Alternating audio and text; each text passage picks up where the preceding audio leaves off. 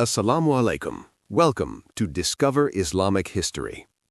Tonight, we journey back to a time when humanity had forgotten the message of monotheism, a time when idols replaced the worship of the one true God.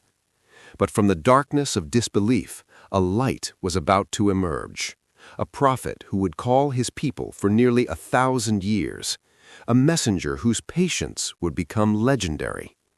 This is the story of Prophet Noah, peace be upon him. Prophet Noah, peace be upon him, was born into the lineage of Prophet Adam, peace be upon him. Islamic traditions tell us that he was from the 9th or 10th generation after Adam. The exact details of his birth are not described extensively in the Quran and Hadith. However, what we do know is profound.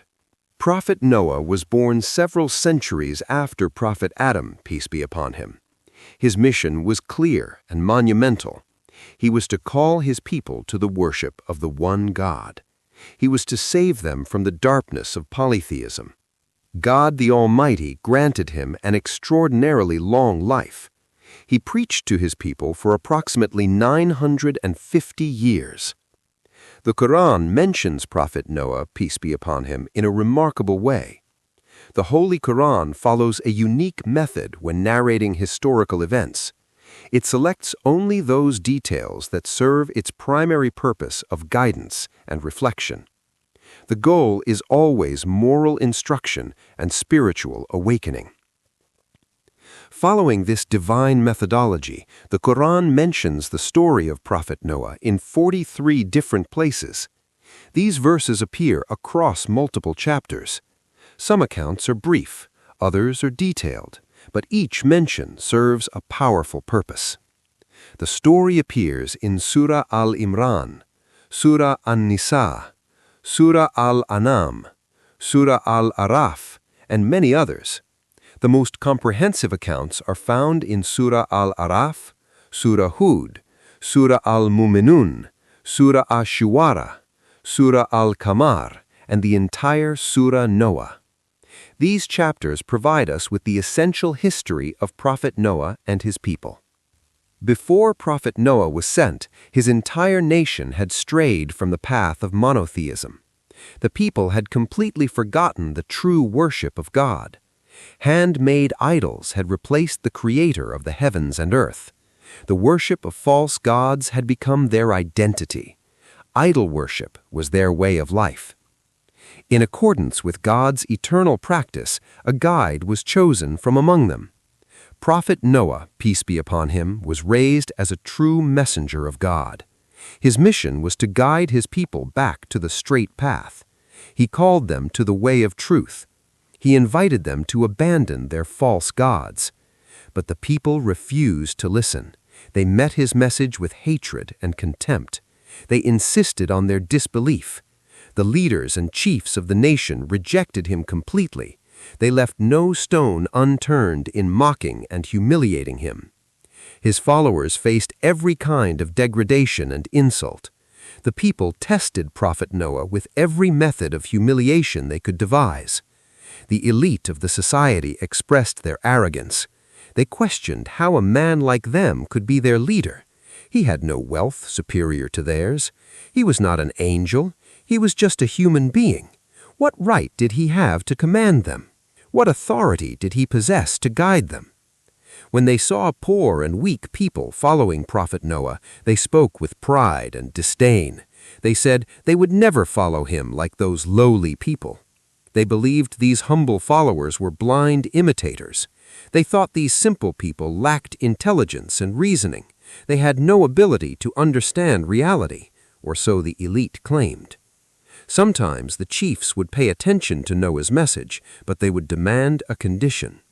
They insisted he must first expel the poor and weak from his gatherings. Only then would they consider listening to him. They claimed they felt disgust sitting with such people. The rich and poor could not sit together in their view. Prophet Noah, peace be upon him, gave them only one answer. He said, "This would never happen. These humble people are sincere servants of God. If he treated them the way the chiefs desired, he would have no protection from God's punishment. He feared the painful torment of the Almighty. In God's eyes, sincerity is what matters. Wealth and poverty have no value there. He reminded them clearly. He said he came bearing God's message of guidance. He made no claim to knowledge of the unseen. He never said he was an angel. He was God's chosen prophet and messenger. His purpose was to call people to the truth. What did this mission have to do with wealth, knowledge of the unseen, or being an angel? Surah Hud contains these profound dialogues and debates. It preserves for eternity the conversations about truth and guidance.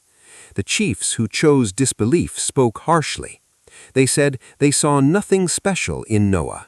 He was just a man like them. Those who followed him were the lowest and most despised among them. These followers had joined him without any thought or understanding. The chiefs saw no superiority in Noah and his followers. In fact, they considered them liars. Noah responded with wisdom and patience. He asked them to reflect. What if he stood upon clear evidence from his Lord? What if God had bestowed upon him a mercy, divine guidance that they could not perceive? Could anyone force them to see the truth when they hated it? He declared that he sought no wealth from them for his message. His reward was with God alone. He would never drive away those who believed, no matter how lowly the chiefs considered them. Those believers would also meet their Lord one day. God would judge all their deeds. But Noah saw clearly that his people were ignorant of reality. He challenged them. If he expelled the believers as they demanded, who would protect him from God's accountability? In God's court, the standard of acceptance is faith and righteous deeds. It is not the artificial nobility or disgrace invented by humans. Did they not reflect on this truth? He reminded them once more. He made no claim to possess God's treasures. He had no knowledge of the unseen. He was not an angel. And he would never say that those they despised would receive no goodness from God. God alone knows what is in people's hearts. If he spoke as they wished, he would become one of the wrongdoers. Prophet Noah, peace be upon him, made every possible effort. He tried everything to make his unfortunate people understand. He wanted them to enter the embrace of God's mercy. But the people refused. The more he struggled in spreading the truth, the more they increased their hatred and stubbornness. They used every means to harm and trouble him. Their leaders spoke plainly to the common people. They commanded them never to abandon their gods, never leave Wad, Suwa, Yaghuth, Yauq, and Nasr. These false gods had become the center of their worship and identity. Finally, exhausted by their stubbornness, the people mocked him. They challenged Prophet Noah. They said he should stop arguing with them. If he was truthful, he should bring the punishment of God. Let him bring the divine torment he had been warning them about. Prophet Noah gave them a clear answer. He told them that divine punishment was not in his control. It belonged to the one who sent him as a messenger. If God wills it, the punishment will surely come, and when it comes, they will not be able to escape it. They cannot tire God or prevent his decree.